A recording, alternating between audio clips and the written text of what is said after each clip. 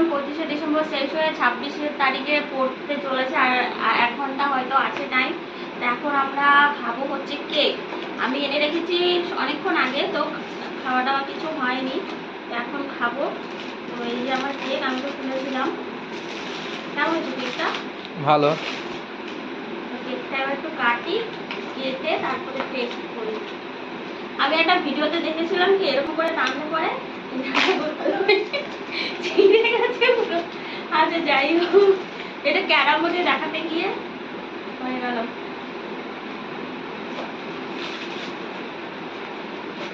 তো প্রথম পিসটা আমার বটি, আমি দিচ্ছি না, তুমিই খাও। আমি খাবো।